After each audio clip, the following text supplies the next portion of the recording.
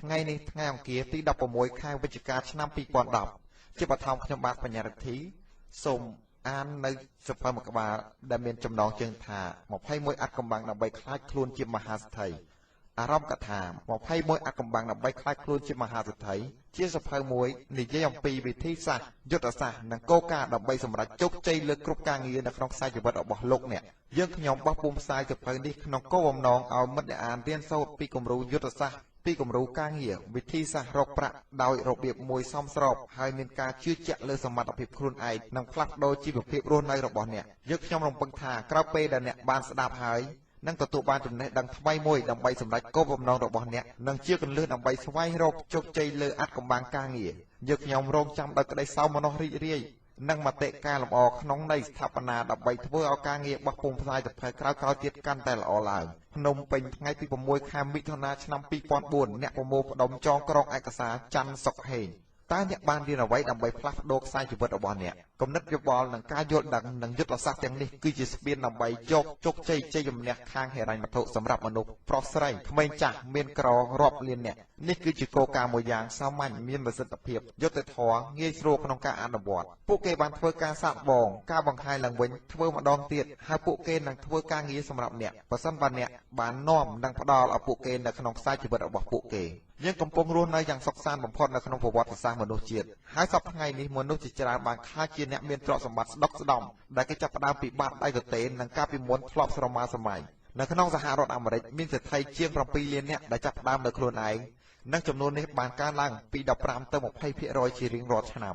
យើងមានអ្នកដែលបានធ្វើខ្លួនឯងសេដ្ឋី10អ្នក100អ្នកនិងជាង200អ្នកដែលមានប្រាក់រាប់លានដុល្លារហើយយើងមិនដែលបានគិតពីវិធីនេះបានបង្កើតឲ្យមានទ្រព្យសម្បត្តិគ្រប់ស្រទាប់មនុស្សជាការពិតណាស់អ្នករាល់គ្នាចាប់ផ្ដើមដោយបាតដៃទទេហើយសប្តាហ៍ថ្ងៃនេះមានមនុស្សជាង90%បានចាប់ផ្ដើមដោយមានការខូចខាតឬស្ទើរតែខូចខាតនៅជ័យជំនះខាងហិរញ្ញវត្ថុការធ្វើខ្លួនឯងឲ្យទៅជាមហាសេដ្ឋីគិតជាមធ្យមមានការដួលរលំឬចិត្តដួលរលំពី3ដងហើយអ្នកមានទ្រព្យសម្បត្តិស្ដុកស្ដម្ភបានទទួលការបរាជ័យជាច្រើនដងមុនពេលដែលគេរកផ្លូវមួយត្រឹមត្រូវ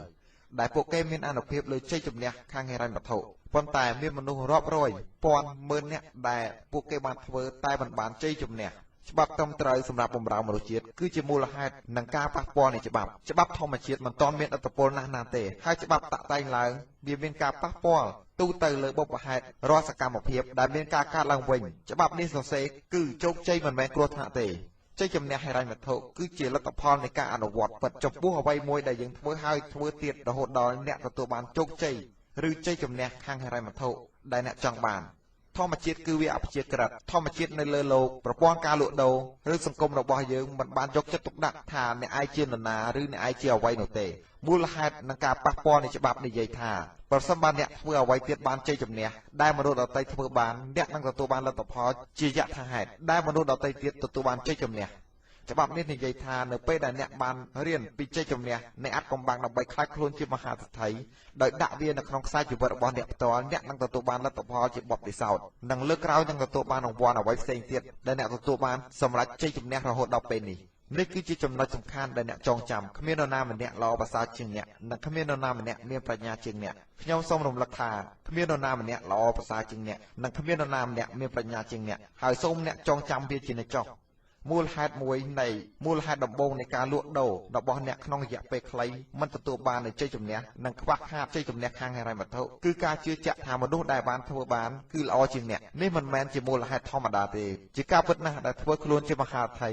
គឺជាមនុស្សសាមញ្ញដែលមានការសិក្សាមធ្យមមានការងារធម្មតារស់នៅយ៉ាងសាមញ្ញជាមួយអ្នកជិតខាងមានផ្ទះរស់នៅសមរម្យប៉ុន្តែពួកគេស្វែងរកអ្វីដែលមនុស្សដទៃទៀតធ្វើបានជ័យជំនះខាងហិរញ្ញវត្ថុហើយអ្នកបានធ្វើដោយគេដោយម្ដងហើយម្ដងទៀតរហូតដល់គេទទួលបានជ័យជំនះដោយលទ្ធផលវាមិនមែនជាអភូតហេតុហើយក៏មិនមែនជាគ្រោះថ្នាក់ដែរនៅពេលដែលអ្នកគិតដោយពួកគេគិតហើយអ្នកធ្វើអ្វីដោយដែលពួកគេបានធ្វើនោះអ្នកនឹងទទួលបានលទ្ធផលនិងប្រាក់ចំណេញដោយពួកគេបានធ្វើនេះគឺជារឿងរ៉ាវសាមញ្ញនៃមូលហេតុនិងការប៉ះពាល់21ជ័យជំនះនៃអាថ៌កំបាំងដើម្បីខ្លាចខ្លួនជាមហាសេដ្ឋីហើយគ្រប់អាថ៌កំបាំងនីមួយៗមានសារៈសំខាន់ក្រៃលែងសម្រាប់អ្នកដើម្បីខ្លាចខ្លួនជាអ្នកឯករាជ្យខាងហិរញ្ញវត្ថុការបរាជ័យគឺជាគោលការណ៍ មួយដែលអាចទទួលយកដោយខ្លួនឯងហើយជាមូលដ្ឋាននៃការបាត់បង់ខាងសុខភាពសុភមង្គលនិងទ្រព្យសម្បត្តិដំណឹងល្អបំផុតគឺអ្នកត្រូវរៀនពីគោលការណ៍ទាំងអស់នេះដោយអនុវត្តផ្ទាល់និងធ្វើឡើងវិញម្ដងហើយម្ដងទៀតដូចជាការដកដង្ហើមចេញចូលពីធម្មជាតិរបស់អ្នកហើយវាដូចជាអ្នករៀនជិះកង់រៀនជិះម៉ូតូរៀនបើកឡានអញ្ចឹងដែរគឺអ្នករៀនឲ្យបានជ័យជំនះនៃអត្តកម្បាំងដើម្បីខ្លាចខ្លួនជាមហាសេដ្ឋីនិងទទួលបាននៅក្នុងខ្សែជីវិតរបស់លោកអ្នកដោយសេចក្តីសង្ឃឹមមិនអាចកំណត់បាននិងកំណត់ទីកន្លែងដោយខ្លួនឯងដោយការគិតផ្ទាល់របស់អ្នកចូលអ្នកចាប់ផ្ដើមធ្វើវាពីពេលឥឡូវនេះតែម្ដងទៅជោគជ័យអត្តកម្បាំងទី1ការស្រមើសម័យច្រើនការស្រមើសម័យច្រើនគ្រាន់តែជាក្តីសម័យមួយដ៏ធំដែលមានអានុភាពដើម្បីផ្លាស់ប្ដូរអារម្មណ៍របស់មនុស្សទូទៅអត្តកម្បាំងដំបូងដើម្បីធ្វើឲ្យខ្លួនខ្លាចខ្លួនជាមហាសេដ្ឋីគឺសាមញ្ញបំផុតការស្រមើសម័យច្រើនត្រូវឲ្យខ្លួនអ្នកមានការស្រមើសម័យមានការនឹកចង់បានអ្វីមួយជាមុនសិនថាតើអ្នកចង់បានជីវិតរបស់អ្នកខ្លាចជាបែបណាហើយការគិតអំពីចំនួនប្រាក់ដែលអ្នកចង់បាននិងប្រាក់ដែលមានស្រាប់រាល់មនុស្សប្រុសស្រីដែលមានឈ្មោះល្បីល្បាញសុទ្ធតែចាប់ផ្ដើមពីការស្រមើសម័យអំពីអ្វីមួយដែលអស្ចារ្យហើយខុសពីអ្វីដែលពួកគេមានសពថ្ងៃអ្នកនឹងហើយចម្រៀងមួយបានជានឹងថាបើសិនមកអ្នកមានការសុបិនបើចង់ឲ្យការសម្បត្តិរបស់អ្នកខ្លាចជាការពិតវាគឺជាការពិតសម្រាប់អ្នកនិងអ្នកផ្សេងទៀតត្រូវសម័យថាអ្នកអ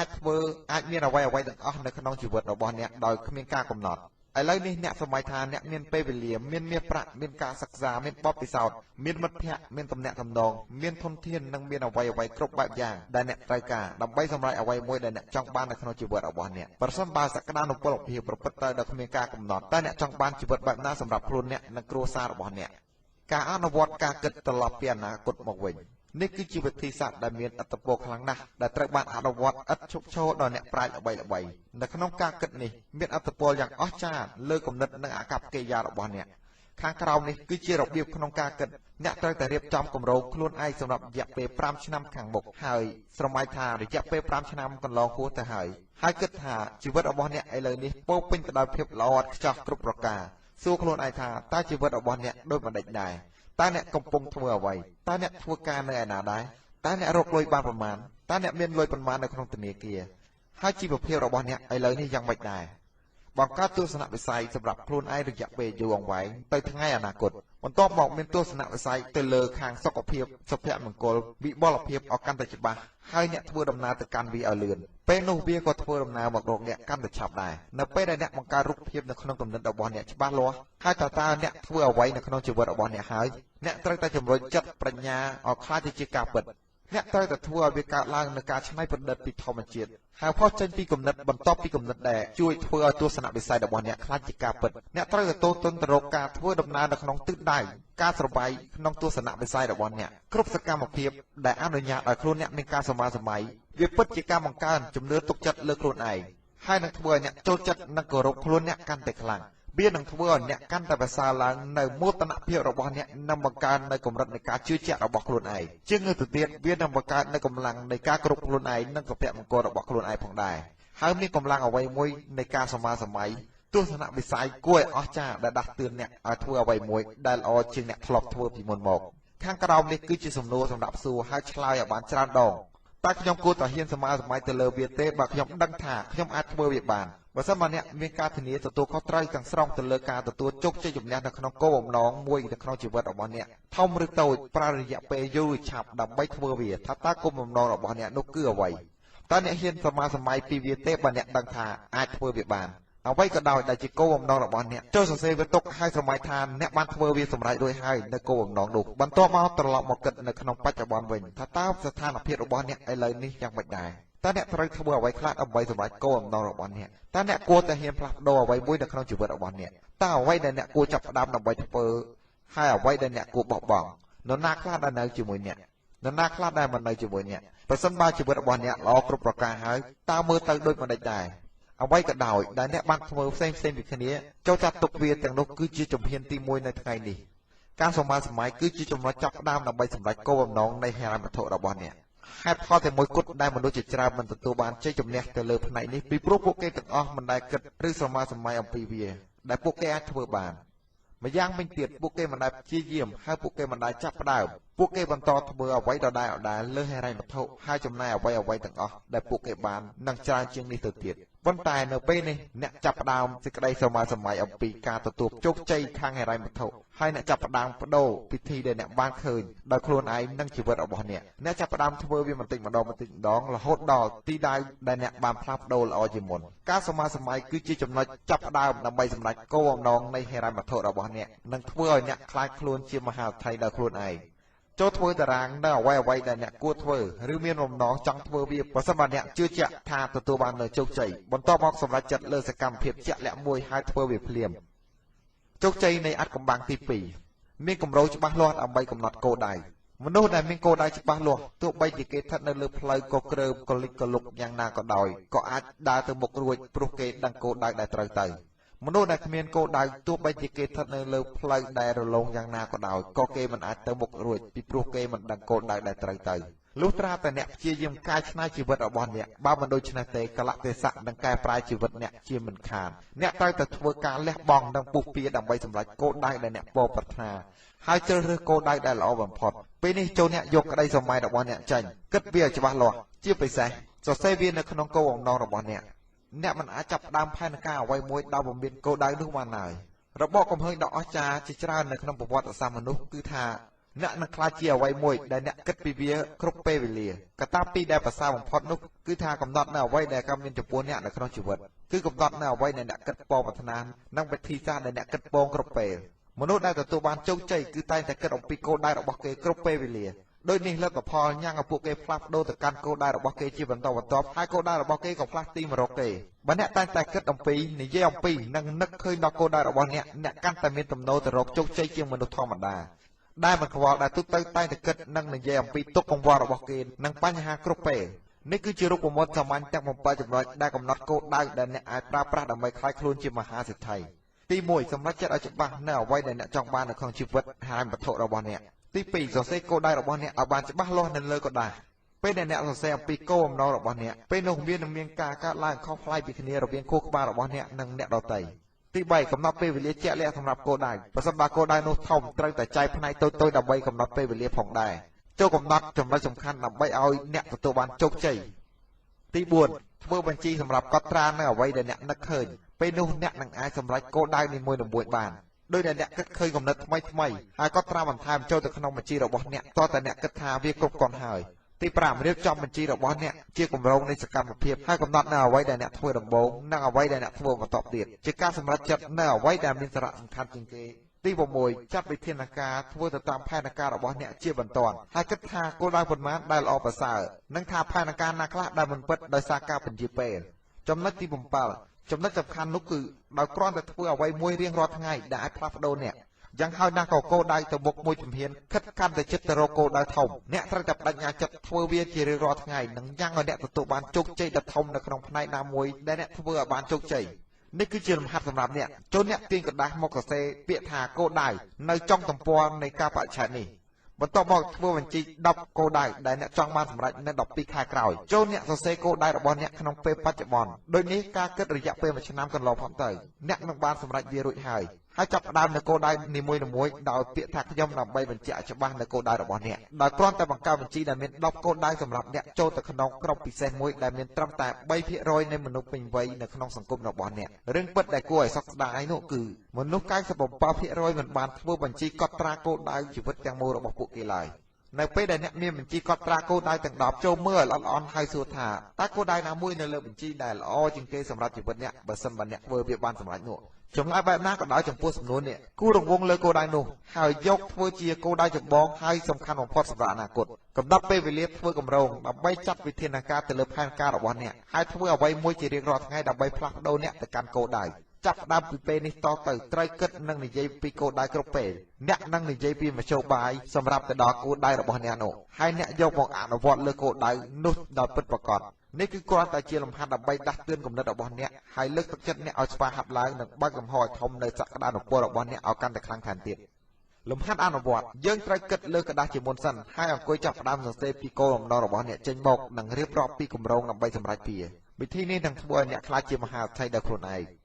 ជោគជ័យនៃអត្ថកម្បាក់ទី3ចាត់ទុកខ្លួនអ្នកជាអ្នកបម្រើខ្លួនរបស់អ្នកខ្ញុំគឺជាអ្នកគ្រប់គ្រងជីវិតរបស់ខ្ញុំគឺជាអ្នកកំណត់ព្រេងវាសនារបស់ខ្ញុំចាប់តាំងពីពេលនេះតទៅអ្នកត្រូវតែមានការទទួលខុសត្រូវ 100% ចំពោះទង្វើរបស់អ្នកហើយអ្នកមិនត្រូវចោទឬស្ដីបន្ទោសទៅលើអ្នកដទៃចំពោះបញ្ហាឬរឿងរ៉ាវរបស់អ្នកចូលបញ្ឈប់នៅការត្អូញត្អែអំពីរឿងនៅក្នុងជីវិតរបស់អ្នកដែលអ្នកមិនសប្បាយចិត្តនិងមិនត្រូវរិះគន់រឿងណាមួយរបស់អ្នកដទៃឡើយអ្នកត្រូវតែមានការទទួលខុសត្រូវប្រសិនបើអ្នកមានបញ្ហាអ្វីមួយនៅក្នុងជីវិតរបស់អ្នកវាអាស្រ័យលើអ្នកដើម្បីធ្វើការផ្លាស់ប្ដូរវាជាតិអាមេរិកកាំង 3% ដែលជាមនុស្សកំពូលពួកគេតែងចាត់ទុកខ្លួនឯងជាអ្នកបម្រើខ្លួនឯងហើយគ្មានបញ្ហាទេដែលពួកគេត្រូវចំណាយលុយលើខ្លួនឯងប៉ុន្តែកំហុសដ៏ធំបំផុតដែលតែងតែកើតនោះគឺអ្នកគិតថាការងារដែលអ្នកកំពុងធ្វើគឺបម្រើឲ្យអ្នកដទៃគឺមិនមែនដើម្បីខ្លួនឯងនោះទេ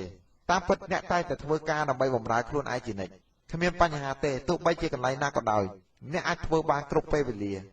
ាគ្រាន់តែអ្នកចាត់ទុកថាការងារដែលអ្នកបម្រើគេនោះគឺជាការងាររបស់អ្នកផ្ទាល់ហើយប្រឹងធ្វើវាឲ្យអស់ពីសមត្ថភាពរបស់អ្នកនៅពេលដែលអ្នកចាត់ទុកខ្លួនអ្នកគឺជាអ្នកបម្រើរបស់ខ្លួនអ្នកហើយអ្នកនឹងអភិវឌ្ឍក្នុងគំនិតឯករាជ្យផ្ទាល់ខ្លួនទំនោរទទួលខុសត្រូវដោយបុគ្គលខ្លួនឯងដែលចាប់ផ្ដើមដោយខ្លួនឯងហើយជំនួសការរងចាំហេតុការណ៍ដែលកើតឡើងត្រូវធ្វើវាឲ្យកើតឡើងអ្នកត្រូវតែចាត់ទុកខ្លួនអ្នកជាអ្នកគ្រប់គ្រងជីវិតរបស់អ្នកផ្ទាល់ការទទួលខុសត្រូវទាំងស្រុងសុខភាពរាងកាយរបស់អ្នកធ្វើឲ្យកាន់តែល្អប្រសើរខាងហិរញ្ញវត្ថុអាជីពរបស់អ្នកការទំនាក់ទំនងរបស់អ្នកឆាកជីវិតរបស់អ្នកប្រទេសរបស់អ្នកឡានរបស់អ្នកនិងអ្វីផ្សេងទៀតដែលជាអត្ថប្រយោជន៍របស់អ្នកនេះគឺជាការកំណត់ចិត្តខ្លួនឯងដើម្បីធ្វើខ្លួនឲ្យក្លាយជាមហាសេដ្ឋីមនុស្សដែលមានទំនោរទទួលខុសត្រូវលើខ្លួនឯងគឺជាការតម្រង់លទ្ធភាពយ៉ាងខ្លាំងហើយពួកគេតែងតែធ្វើការចាប់អារម្មណ៍ចាប់ផ្ដើមមានកម្រិតខ្ពស់ហើយពួកគេតែងតែធ្វើការចាប់អារម្មណ៍ដោយមានកម្រិតខ្ពស់ពួកគេស្ម័គ្រចិត្តដើម្បីការងារនិងកាន់តែស្នើសុំឲ្យមានការទទួលខុសត្រូវថែមទៀតវាគឺជាលទ្ធផលដែលនាំឲ្យពួកគេប្រែប្រួលទៅជាមនុស្សដែលមានតម្លៃនិងគួរឲ្យគោរពនៅក្នុងអង្គការរបស់ពួក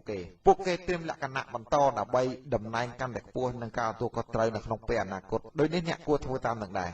នេះគឺជាសំណួរមួយប្រសិនបើអ្នកគឺជាប្រធានក្រុមហ៊ុននៅថ្ងៃណាមួយឬទទួលខុសត្រូវទាំងស្រុងចំពោះលទ្ធផលនៃកន្លែងការងារដែលអ្នកធ្វើការតែការផ្លាស់ប្ដូរអ្វីមួយដែលអ្នកត្រូវអនុវត្តជាបន្ទាន់អ្វីក៏ដោយត្រូវតែសេវាធ្វើផែនការមួយនឹងចាប់ផ្ដើមនៅថ្ងៃនេះសកម្មភាពនេះនឹងផ្លាស់ប្ដូរជីវិតរបស់អ្នកលំហាត់អនុវត្តការបង្ហាញមូលហេតុនៃចំណង់ចំណូលចិត្តរបស់អ្នកនិងការអភ័យទោសដែលឥតសង្ស័យនៅក្នុងចិត្តចំពោះគោលដៅខាងហិរញ្ញវត្ថុរបស់អ្នកតើមាននរណាម្នាក់ឬរឿងអ្វីដែលស្ដីបន្ទោសអ្នកថាជាការឈ្នានីសអ្នកឬជាឧបសគ្គរបស់អ្នកអ្វីក៏ដោយវាអាចជាការទទួលខុសត្រូវទាំងស្រុងចំពោះជីវិតនិងសកម្មភាពរបស់អ្នកថ្ងៃនេះជោគជ័យនៃអត្ថកម្បាំងទី4ចូលធ្វើអ្វីដែលអ្នកពេញចិត្តនៅពេលដែលអ្នកចាប់ផ្ដើមធ្វើអ្វីដែលអ្នកពិតជាចូលចិត្តពេលនោះអ្នកនឹងមិនធ្វើការងារនោះនៅថ្ងៃផ្សេងឡើយនៅក្នុងជីវិតរបស់អ្នកពេលអ្នកធ្វើអ្វីដែលអ្នកពេញចិត្តធ្វើគឺជាការសម្ងាត់មួយដើម្បីទទួលជោគជ័យផ្នែកហិរញ្ញវត្ថុរឿងមួយក្នុងការទទួលខុសត្រូវដំបូងរបស់អ្នកនៅក្នុងជីវិតរបស់អ្នកគឺស្វែងរកអ្វីដែលអ្នកចូលចិត្តធ្វើយ៉ាងពិតប្រាកដនិងទេពកោសល្យរបស់អ្នកពីធម្មជាតិពូកែខាងអ្វី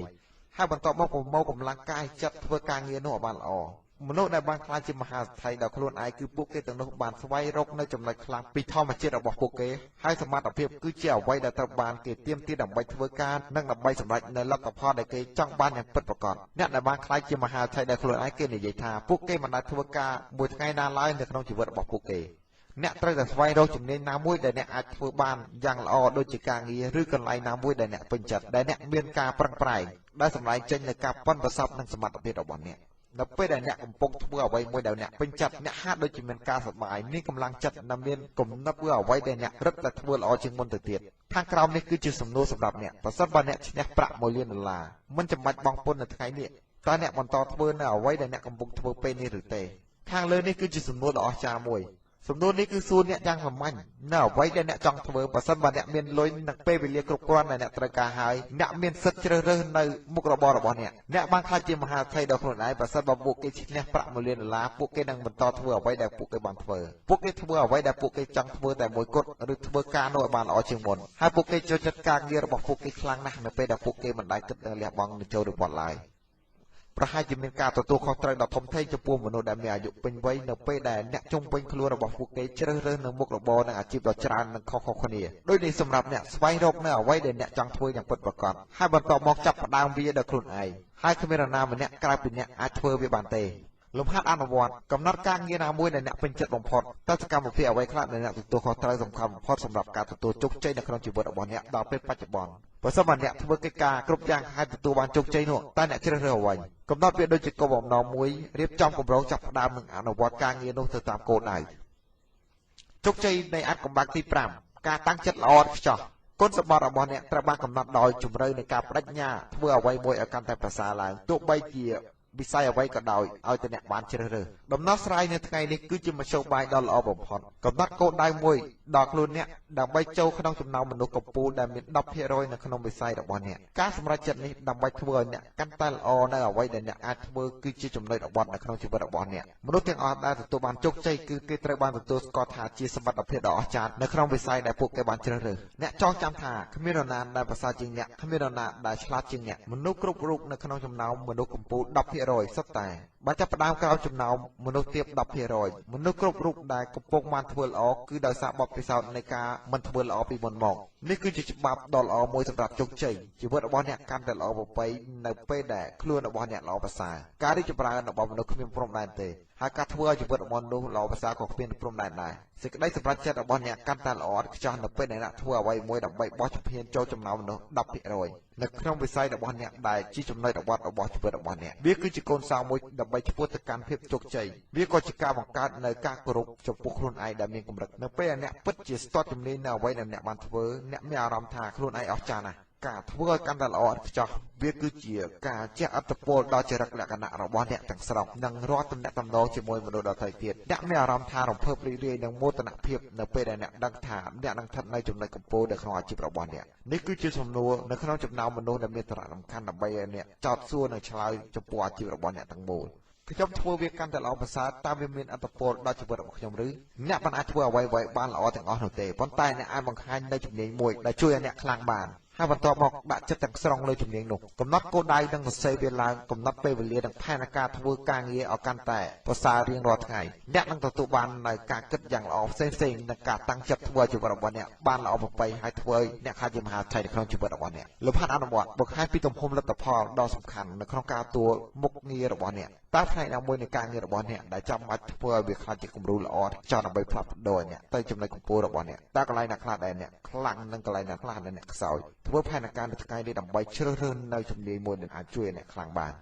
ជោគជ័យនៃអាថ៌កំបាំងទី6ធ្វើការកាន់តែយូរកាន់តែពិបាកខ្ញុំធ្វើការងារកាន់តែពិបាកកាន់តែជួបនៅសំណាង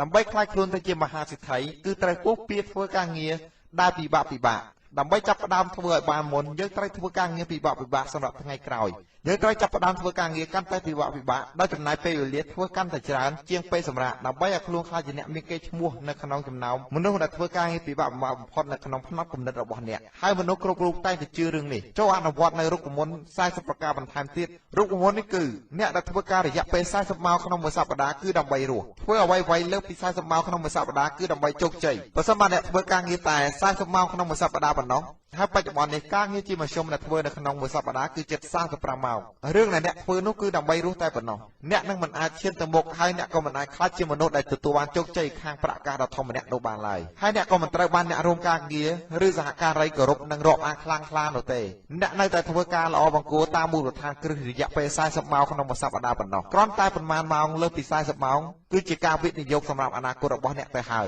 តាមការពិតអ្នកអាចប្រាប់ពីគោលដៅពិតប្រាកដដែលអ្នកនឹងទៅធ្វើនៅក្នុងរយៈពេល5ឆ្នាំទៅមុខទៀតដោយគិតមើលថាតើត្រូវចំណាយពេលប្រមាណម៉ោងលើសពី40ម៉ោងដោយដាក់ការវិភាគសម្រាប់រៀងរាល់សប្តាហ៍វាគ្មានអ្វីជំនួសពេលវេលាដែលវែងជាងរាល់ថ្ងៃនឹងការងារដែលពិបាកនោះឡើយនៅសហរដ្ឋអាមេរិក